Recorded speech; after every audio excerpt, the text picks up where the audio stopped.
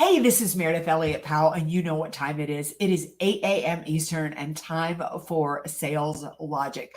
Mark, we got a powerful show today, and I think, you and I are both home a little bit off the road, so that is good.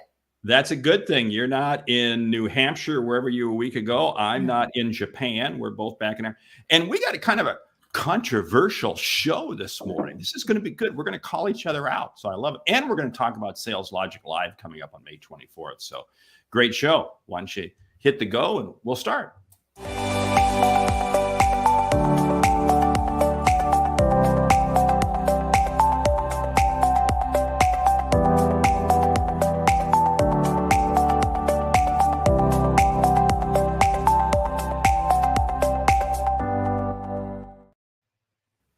All right, 8 a.m. Eastern. Now, Mark, I'm going to tell the group how the show works. Mark and I come to you every Saturday morning, 8 a.m. Eastern, to talk about one of our favorite subjects, and that is sales, how you grow your business, build your sales team, and get the results that you want. Every week, we've got a hot topic. We've got a question from you, the audience. So if you want to participate, we would love it. Jump into the chat. We have the best group that follows us on a regular basis, and or just go to saleslogicpodcast.com. We talk about a book. We have a lightning round, and if you go to the website, you can get a download that'll help you put that lightning round into place. So, Mark, what is on tap? Before we get to what is on tap, I don't know about you, Mark, but I am super excited. We are just a couple of weeks away from Sales Logic Live. If you want to know how to up your sales game, then plan to join Mark and I May 24th in Dallas, Texas, for an incredible one-to-one session about how to build and redesign your sales strategy. Yeah, and hey, today's topic, I love it. We're going to be talking about inflation, interest rates, consumer confidence. What's the impact on the future of sales? If we do this right, Jamie Dimon and Jerome Powell will both be jumping in on comments here this morning. So anyway, this is great. Because I'll tell you what, Mary, you and I do have some little bit opposite. Well, let's get right to the question, because Ron from Minneapolis calls us out. He says, Mark, you and Meredith seem to have such different views of the marketplace and the future of sales. Ooh, I like this. What do you think is happening with inflation, interest rates, the economy, and consumer confidence? And what should I be doing to get my sales team ready? This is a debate. You're on the clock. Go, Mayor. Yeah. So I actually got asked this question at a conference last week. I was speaking in Minneapolis, and one of our listeners came up and said, Mayor, every week I see you and Mark go on such different sides of the coin. And I'm kind of wondering, what do I do? How do I prepare? And if you listen to Sales Logic regularly, you know that Mark is the optimist, and I think the realist, but we really think very differently when it comes to inflation, interest rates, and what's going to happen in the market. So, Mark, why don't you kick us off? Where do you think things are going? Well, here's the thing. I think interest rates are calming. I watch the markets. I watch the economic reports. I think they are calming. Everything is cyclical. You go back to the 70s, we were seeing rampant inflation, and even into the early 80s, rampant inflation. And we thought that was the norm. We thought that was the norm for future, for decades to come. And then things calmed down.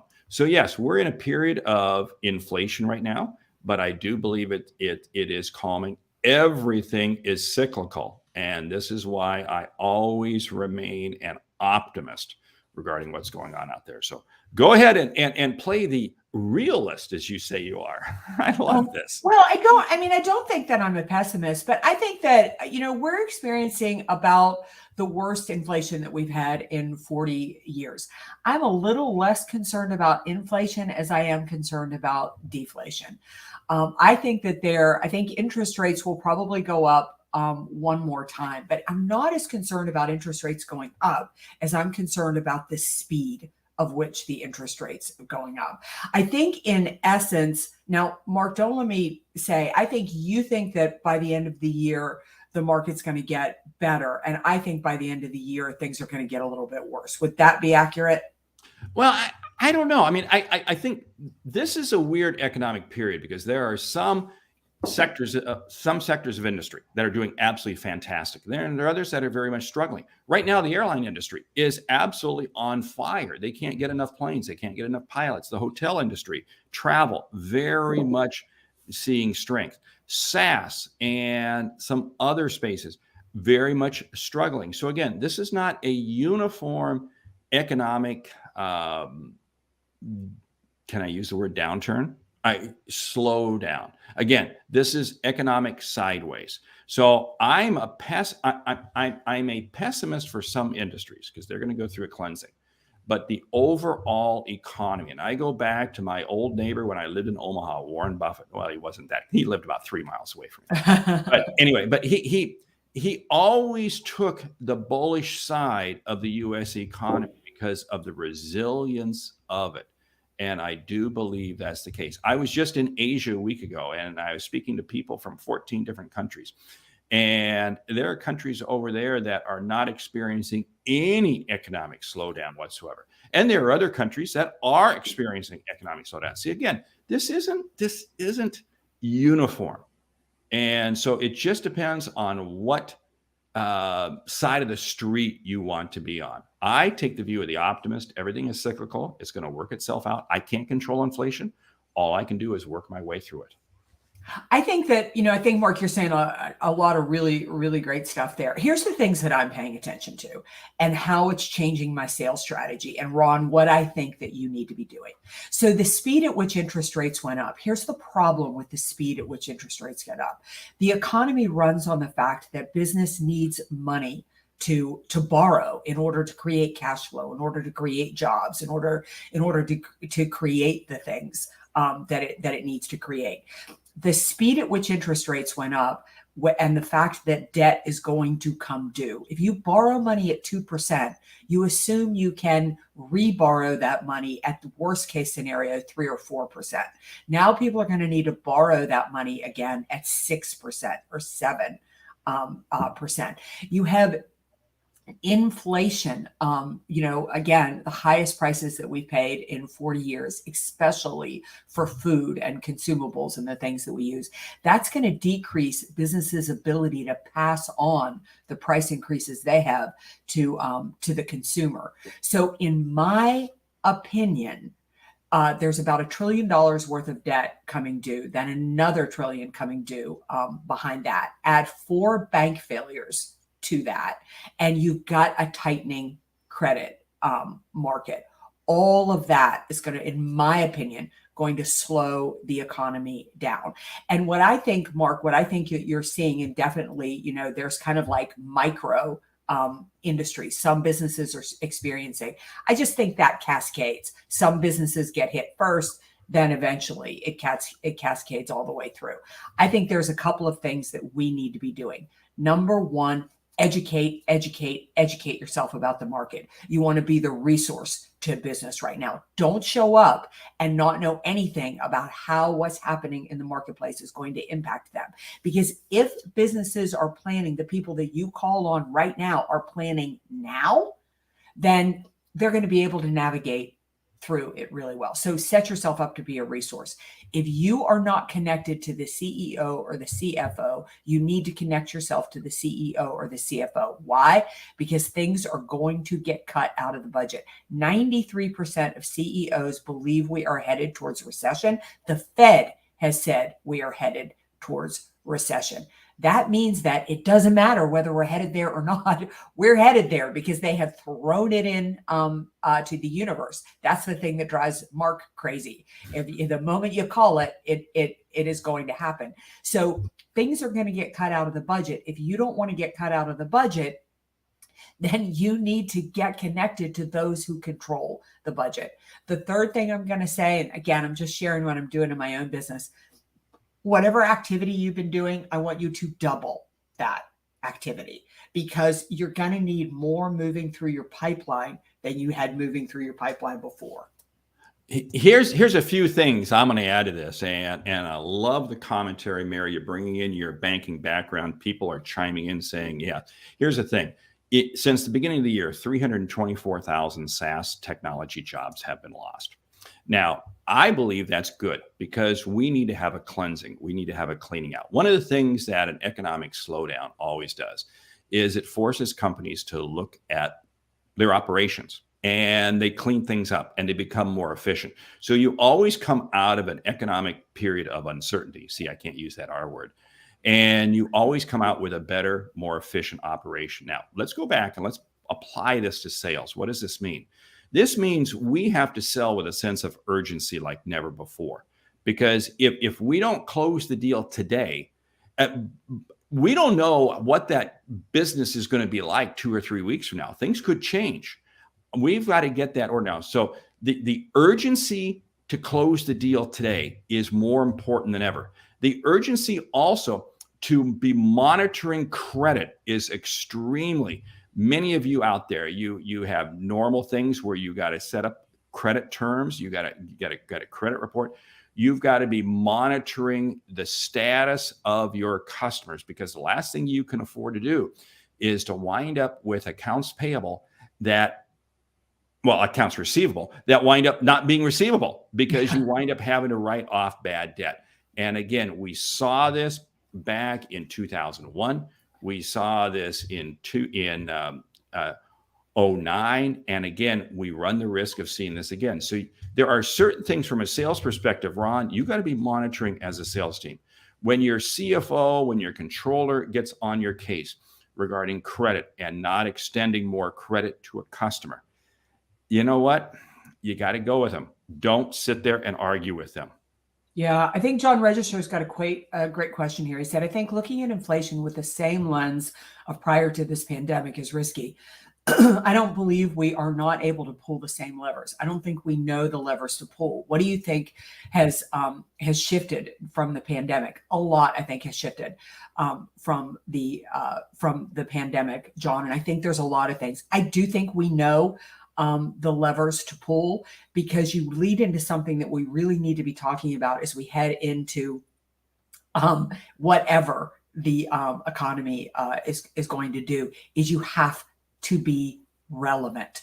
You know, if you want to understand the levers to pull for your customers, talk to your customers, understand the pain points that they are feeling right now. For example, if you call a lot on, I'm getting ready to go do a great big speaking engagement for consumer bankers. All they want me to do is come in and talk about strategy. But as I got into that conversation, community banks are really struggling with the fact that they're being lumped in with these regional banks. They're not in the same fear of failure or anything like that, but in the mind of the media, they've dumped them all together.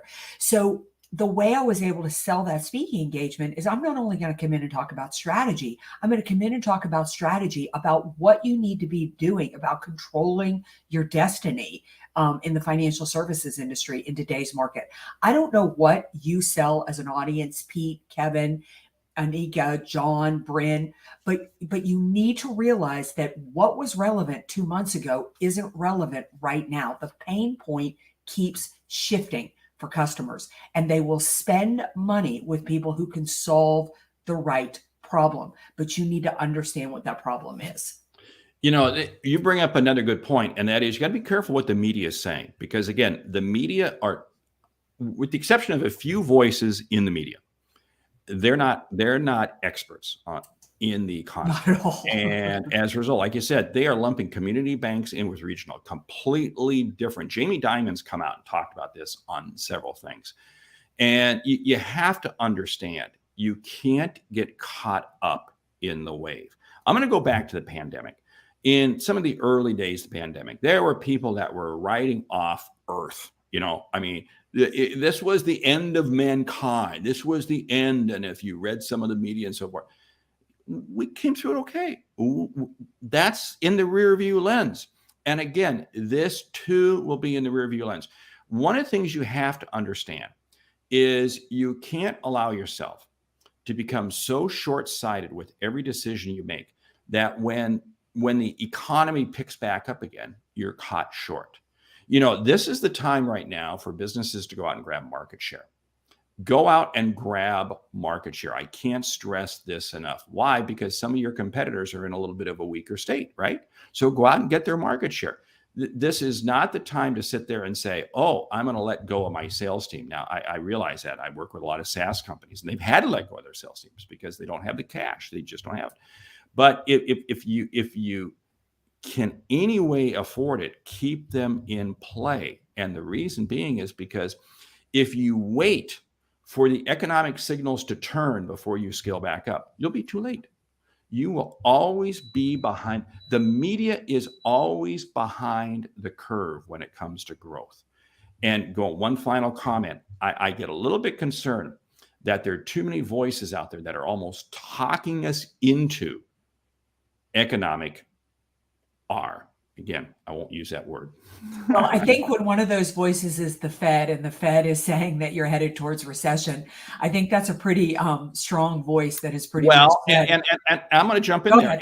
And how many times? Go back to Paul Volcker. How many times has the Fed really gotten it right?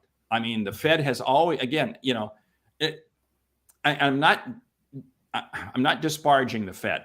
But it's amazing. You go back and I can trace back to Paul Volcker. He's the first one I really followed. And they don't always stick the landing right. It's just not about. I'd say I will land on the Fed. I'd say 80 to 90% of the time they absolutely get it wrong, but they correct themselves in the end. I mean, if you remember, they were saying that this what we're going through was just going to be short-lived, and now I think they're correcting themselves. I love this comment by Kevin Durkin. Is it safe to also say we're dealing with COVID hangover? Meaning all these companies that had to pull from other areas to cover PPE or even with PPP still force companies to pull cash flow from other resources. Brilliant, Kevin. That is one of the biggest problems. As companies spent and companies managed cash flow based on the fact that there was so much money from the government flowing into the economy. Now that money has pulled out of the economy. Add interest rates going up. So what you've got is the government was flushing cash into the economy. Now they have stopped, and the credit market has tightened.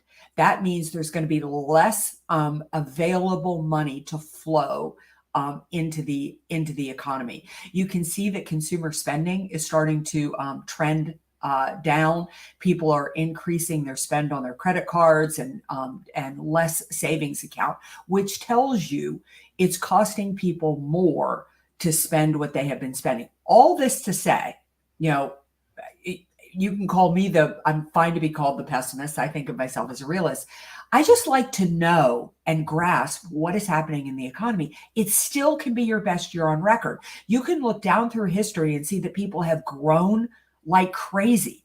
But I think you have to understand the market and what's going on, and understand that the person who bought like that isn't going to have the same amount of cash to buy from you, and isn't going to have the same amount of decision making power. So it's one of the biggest reasons that Mark and I are getting together with all of you on May 24th in Dallas, because we want to talk about, here's the reality of happening in the marketplace. But if you make these shifts, you can be really, really successful, but you've got to understand what's going on.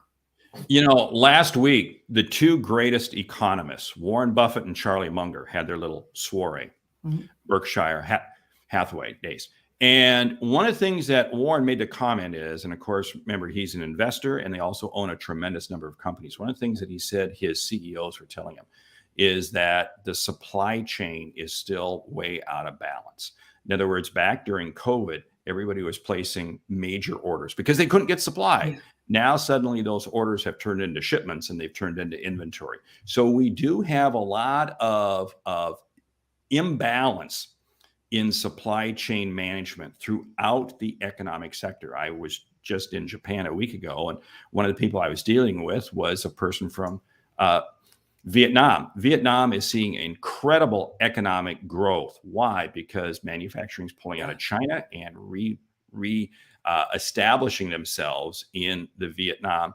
And what is interesting is she made the comment to me, she said, we are experiencing the same supply chain issues you're experiencing in the US because we can't necessarily get the raw materials. We have the labor, we have the infrastructure to build, but we can't get the raw materials with which to construct.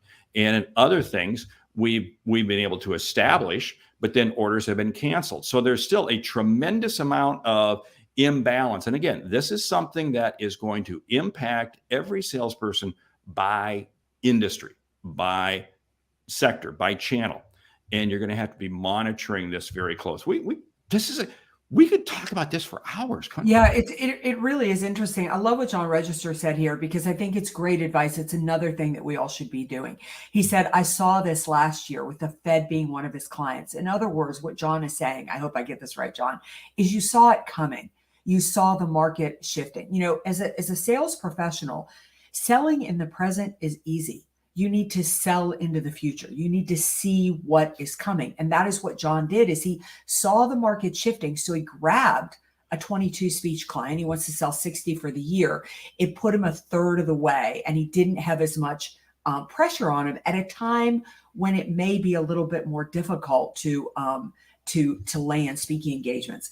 I just had a long conversation with a client yesterday, and I love this. It's an association, and everybody in the business is doing incredibly well. They're having their best years on record, but their two biggest suppliers, one just declared bankruptcy, and the other is in financial trouble. So what did they want me to come in and talk about? How the heck do they need to position themselves now? They can see the writing on the wall because what is happening to their suppliers. And I think, Mark, this is such an interesting discussion because you're right. You know, when an economy goes south or does whatever, it isn't like it happens across all industries overnight, but your industry will most likely be impacted. And by watching what is happening in the markets, you can be prepared and you can be ready. Yeah, and that means you got to be looking downstream and upstream to understand what your customers are doing. I go back to Ronald Reagan, his comment back in 83 or 84. He said, when your neighbor loses his job, it is a recession. When you lose your job, it is a depression. And again, it's the lens with which you look at it. So anyway, hey, time is running past. We got to jump to the book. I'm not familiar with this book. Talk to me about the book. I was just at a board of directors meeting for the National Speakers Association. I was seeing if I had the book right here. I thought I did. Anyway, it is called, is Tamsen Webster, Finding Your Red Thread. In other words, I thought this book was so good for this discussion because it is about literally finding your differentiation in the marketplace. And boy, when the economy turns, you need to be relevant. And this book, again, we'll put everything in the show notes, will help you do that. I'm just about halfway through it right now. We just saw Tamsen present at our winter conference for the National Speakers Association. She was really, really great. And it's a powerful book full of strategies about how to really figure out how you're relevant in the marketplace. I like that because I think it probably builds on the book that Seth Godin wrote about 20 years ago, The Purple Cow, how you create that distinction in the marketplace. So that's great. Hey, May 24th is just around the corner, and it's still time for people to register, whether it be online or on site, joining us in Dallas. And that's going to be Sales Logic Live, where we're going to be talking about the Sales Logic system, really a simplistic way. And if you think about it, what do you need now today? You need that simplistic system. And we're going to be showing it because it's going to help you really fine tune your selling process going into the back half of the year. So we'll put the link in the show notes, but you can get registered online, in person. Love to have you join us. It's Meridith, myself. You get us all day. Wow. It's going to be one long Sales Logic show. Anyway, hey, we need to jump into the lightning round, right? Yeah, we do. Are you ready? Top 10 ways to lead a sales team through uncertainty. Go. Number one, you better have a vision. You better be the confident, positive one that even though things are challenging, there is light at the end of that tunnel. I'm going to build on that because I got to say it. You got to stay being the optimist. You can't be Nelly naysayer. You have to be the optimist. Be the realist, but know that life is going to go on. The sun's still going to come up in the morning. Educate, educate, educate. Make sure that they understand the market. Make sure that they understand what is happening on the global economy, how that is impacting their customers, how that is impacting your business, how you expect it to impact sales. Remember, global situations impact each industry differently. So take that information that you're learning globally and apply that. How does that affect us locally, whether it be a geographical area or an industry? Yeah, engage them in talking about how the sales process needs to change. Understand the sales process does need to change. Do not sell the same way this year that you sold last year. I'm going to build on that. Sell urgency. You have got to sell fast. You've got to close. Do not let things hang out there. This is not the time to create the most complex deal that's going to take a year to close. You want to create that short deal that you can close right now. Manage behaviors really heavily and double those behaviors. Make sure you're clear on the activity that the team is doing and that they're clear on the activity. When the economy is healthy, it really is order taking. When the economy gets challenging, it is that's when it becomes sales. You as a sales manager, don't involve your people, but work with your CFO, your controller, whoever. Make sure you understand your customers' credit limits, what they're thinking, what they're doing.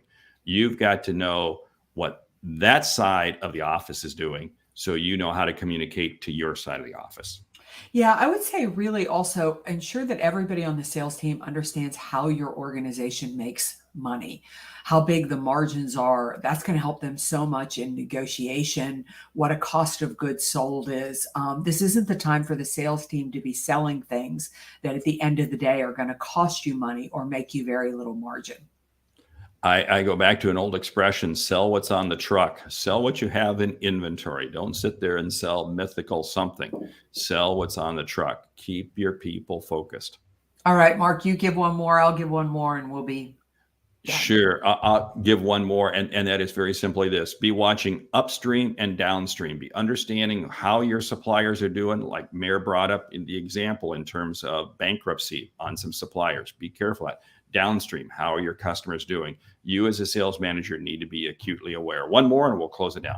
Yeah, I would say if you want to prepare your sales team to sell during an uncertain marketplace, plan to join Mark and I and me May 24th in Dallas, Texas, because boy, if you liked this discussion, there's going to be so much more of it, and really dealing with the important things that you need to know, and working on mindset, skill set, and everything that you need in order to get the results that you want.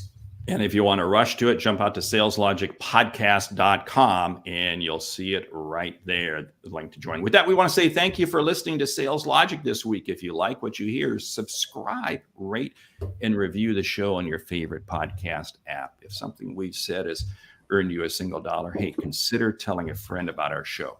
It's how we grow when you grow. I'm Mark Hunter. And I'm Meridith Elliott Powell. Remember, when you sell with confidence and integrity, uncertainty suddenly becomes your competitive advantage. And the sale becomes logical. All right. We will see you right back here next week, 8 a.m. Eastern, and plan to join us, Dallas, Texas, May 24th. We'll see you there.